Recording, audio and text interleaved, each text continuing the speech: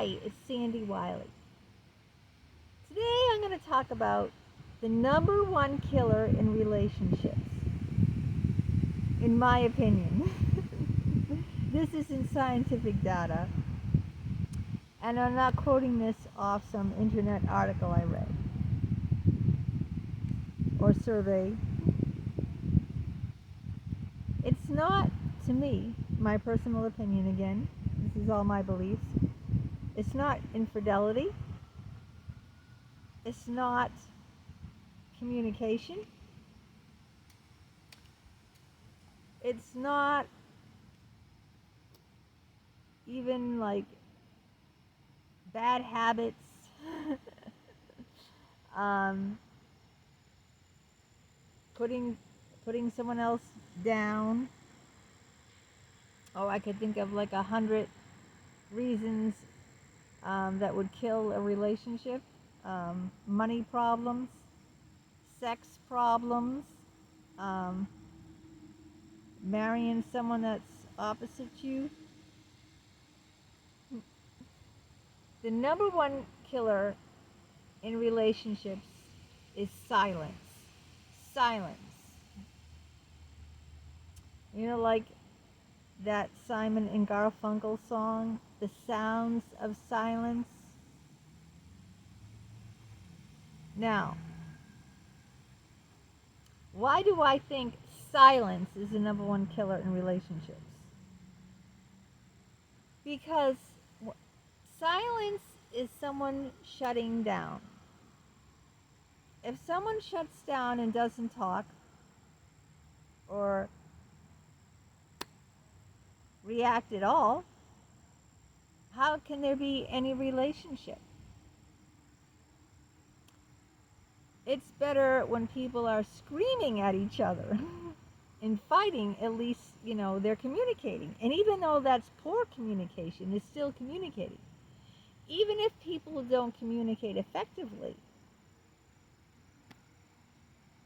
they're still trying to communicate in some way, where silence is completely shutting off.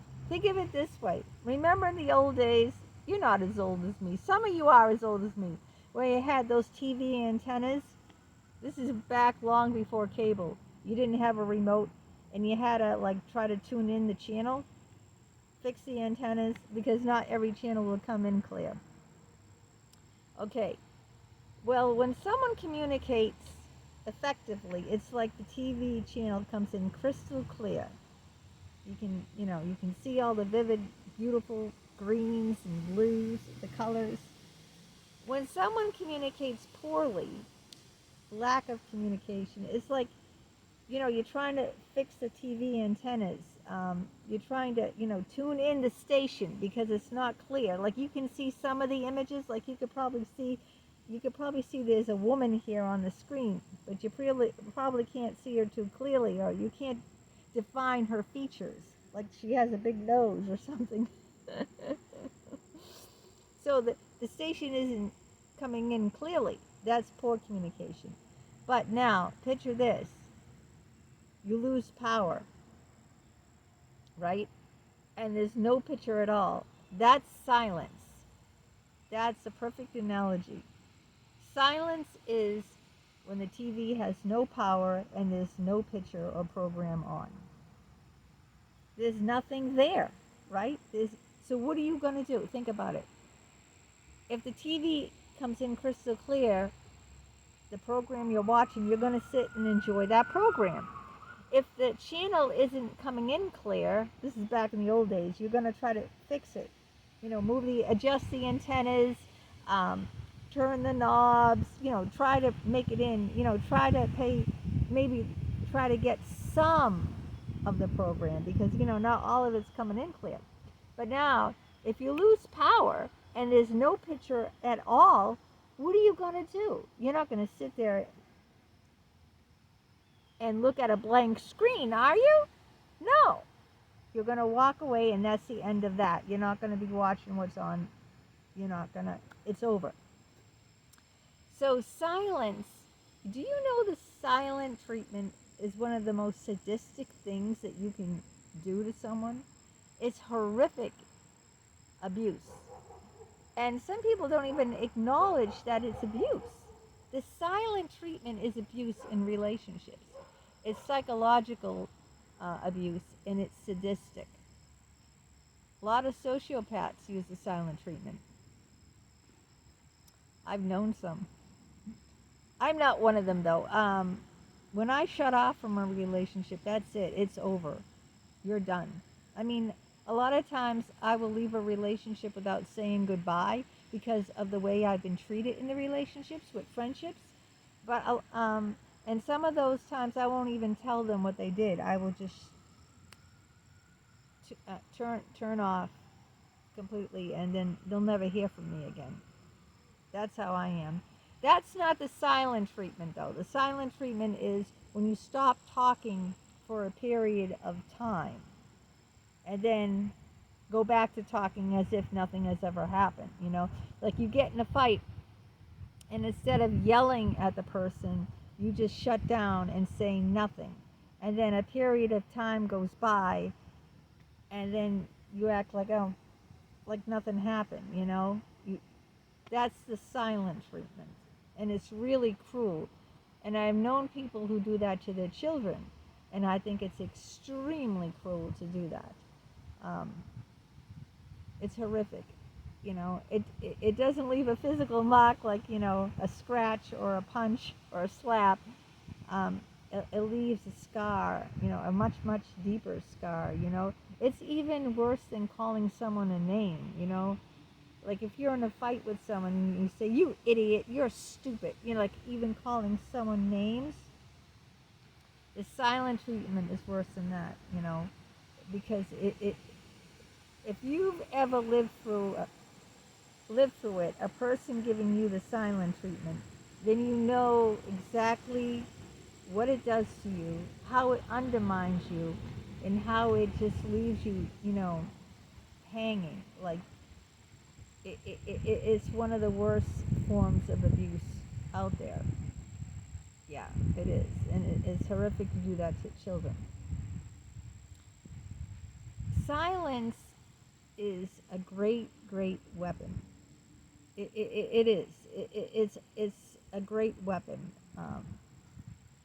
Because when you're silent, no one knows what you're up to. You know, they have no idea. You know, you're not, you know, saying anything. You're not doing anything. It's as if you're not even there, you know? Isn't that what they call ghosting now? They have all these new terms. I don't know when they came up with them, but all of a sudden now, when I go on the internet, I hear about gaslighting, ghosting. The gaslighting's been around for a while. But I read it, you know, I hear about it more often. Stonewalling, ghosting, but ghosting is really the silent treatment. When you ghost someone, you just, and I do that. I've been guilty of that. I've been guilty of ghosting friends if I'm really upset at you and you've done enough, you've hurt me enough, and the hurt builds up. Like for instance, my best friend Holly, I just ghosted her, and that was the end of it. Because every time we made a plan, she would cancel it. Every single time. At the last second, she'd say, "Oh, I forgot. This came up. Okay, let's make it another time. When is good for you? Oh, how about in two weeks? Okay, great. 2 weeks will come up that day. Oh, I'm sorry, but this came up. You see, she made no time for me. Or I'm not trying to bring in that relationship. I'm just saying how I ended the relationship. And then she'd only call me like when her boyfriend, because she's having an affair with a married man. When her boyfriend was with his family at a family event, because he's married and he has kids, you know, she'd say, "Oh, you want to do something?" Like, and she'd say at the last second, like I had to jump because her boyfriend was busy. So I'm like, you know, I like sloppy seconds. Like, oh, you know, I have nothing better to do. Why don't I hit Sandy up? And I got tired of being treated like that, you know. And I said it's about time that, you know, people have some damn respect for me. So I just blocked her from all my social media. I blocked her phone number. I blocked her everywhere. You know, blocked her phone, blocked her email, blocked everything, and just had nothing to do with her. And now it's been going on, I don't know, probably over 3, 4 years. I don't know exactly, but it's been a few years, a few at least. Um, I didn't tell her I was upset. I didn't tell her why. I didn't tell her I was angry or hurt. I didn't tell her I wanted to end the friendship because she doesn't respect me or you know, give me the time, invest the time in the friendship. I just ghosted her. Bam, gone. So I'm not saying that's the right way or I should be proud that I did it that way. If I really was, you know, a mature woman, I would have said, look, Holly, this friendship is over. Um, I'm not going to just be your standby when your lover is busy with his family. If you don't have respect or care enough to set aside some time after, I don't know, a year and make like a plan with me after a year, if something always comes up, then you know what? You're really not invested in this friendship. And I want to be with someone who's invested in me. So that would have been the mature thing to do. And then if she came back and said, "Oh, I'm sorry, I didn't know. Oh, give me another chance." Blah blah blah blah. I could have said, "No. You know, how many chances can you give someone? You know." But that would have been mature because then you would, you know, you would have said to the person, you know, you would have let them know. You would have stood your ground and told them. But but the silent treatment, that's a killer. That's a killer. Sometimes people don't even know what they did, you know, because some people aren't analytical like I am. That's why I always got along with shrinks. Like I overthink everything. I'll tear everything apart bit by bit. What did that person say? What did I say? So I think if someone did that to me, I would know, you know, or they could be, or it could be passive aggressive, right? Someone doesn't say anything and then gets about what they're upset about, but gets back to you in another way, you know, at another time, and you have no idea. And that way, I probably wouldn't know. Like, say I didn't wash the dishes and left them in the sink, and my husband was upset, or you know, he didn't wash the dishes and left whatever, and I didn't tell him, why didn't you do your dishes? You know, you left them in the sink for me. What do you think? I'm your maid or something? I didn't say anything. I just washed the dishes after they've been sitting there for over a day and put them away. But then when he wants to have sex with me, I would, you know, I wouldn't have sex with him for weeks, you know, and he wouldn't understand why. And it would be because I was getting back at him for something he did, and I didn't tell him that I was upset about it. That's, you know, that's passive aggressive. Um, am I guilty of that? I have been, not with my husband. Like, you know, my husband always washes the dishes. He doesn't leave the dishes. I was just using that as an example because I love doing analogies and examples in my talks.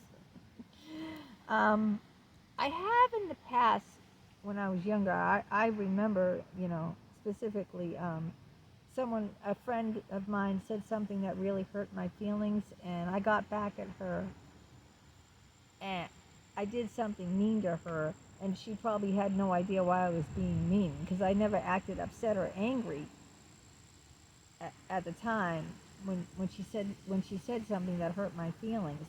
I never responded, you know. I'm very bad at, I mean, I do that. I won't respond when someone hurts me. And sometimes I don't even process it, you know. Does that happen to you? Like if someone says something to you, you don't process it right away, and later on, it'll fester in your mind. Like, for example, um, if you bought a new dress, right, and your friend says, "Oh, that's a pretty dress," but, you know, it kind of makes you look chubby. At the time, you might not think so much, It's not very becoming. It kind of like shows your stomach. You might not think about it at the time when you're in the thrift store and your friend says, "Oh, you know what? It kind of shows your rolls in your stomach. I don't think that's the best dress for you. Hey, look at this one. I think this one will make you look good." So you go on, you try that one on. Oh yeah, you look so much thinner and better in that one. But then you get back home and say, she mentioned the rolls in my stomach. She's calling me chub. I don't like what she said. I don't think she needed to say it like that. She could have just said, that isn't the most flattering dress on you, or I don't like the dress. That's all she could have said is like, I don't like that. I don't like the way it looks. Try another one. She didn't have to mention the rolls in my stomach. You see what I'm saying? Then, later on when you get home and you're away from her, and you start thinking like that, you get upset. But you didn't say anything at the time when she said it. It's like, you didn't say anything at all. But then you get home, you get upset, and the next time she calls, you don't pick up her phone. You don't pick up the phone and answer. And the next time she calls, you don't pick up either. And when she writes you, you ignore it. She texts you, oh, ignore it. That's passive aggressive too, and that's a silent treatment. Now maybe she didn't even know what she said. She maybe didn't even mean it that way. Maybe she just, like even skinny people, right? I'm just using this as an analogy. Even skinny people have rolls in their stomach, okay? It's you really have to be almost anorexic not to have zero, like really washboard. Um, but what I'm trying to say is even thin people have some rolls in their stomach. You don't have to be overweight to have rolls in your stomach. So maybe your friend wasn't even thinking like she's calling you fat. Maybe she wasn't even like aware that that was hurtful to you. Maybe she just said, that dress, it just shows every bulge, you know, even if you're like 120, it shows every bulge, and it's not. She might not even know. She might be totally like, what happened? Why isn't she talking to me? So that's why the silent treatment is the number one killer in a relationship. You should always speak what's on your mind. If she said, you really hurt me when you said that dress showed the rolls in my stomach, and the friend could have said, oh, I'm sorry, I didn't mean to hurt you. I didn't mean to say you were chubby. I don't think you're chubby. I just thought that dress was so snug. It showed like every bulge in you. I didn't mean to put you down. I'm sorry. I didn't mean. I wasn't calling you chubby. I don't think you're chubby. It's just that dress would have made me look fat. And then you go okay, you know, and clear it up, right? But silence, not saying anything, it's the number one killer. So I think I said my piece on that. And remember, yeah, silence is what destroys relationships.